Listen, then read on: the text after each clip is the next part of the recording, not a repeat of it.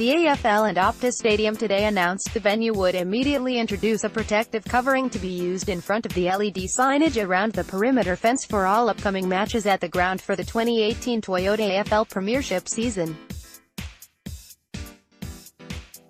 The AFL advised the AFLPA and the AWA-based tenant clubs West Coast Eagles FC and Fremantle FC that it would require this alteration at the venue after the AFL and the stadium had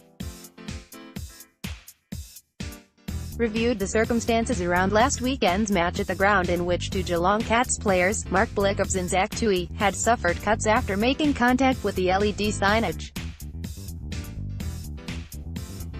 AFL General Manager Football Operations Stephen Hawking said that while the runoff area at Optus Stadium had been set at 5.5 metres beyond AFL guidelines that request a minimum distance of 5 metres, it was the AFL's immediate priority to ensure that any risk of injury to players was reduced, and this would require action around the signage.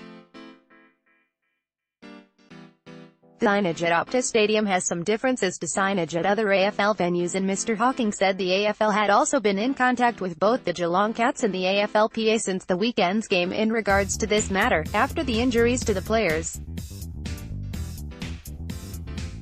He said the covering of the current signage would be used as a temporary measure until a permanent solution would be installed by the venue in the latter part of the season. Mr. Hawking said the AFL thanked the venue and its senior management for their willingness to address the issue as quickly as possible in the aftermath of last weekend's match, as preliminary investigations had indicated that the injuries sustained could be linked to characteristics of the newer technology, used only at Optus Stadium. At this time, no additional safety measures are required at other AFL venues, pending further follow-up.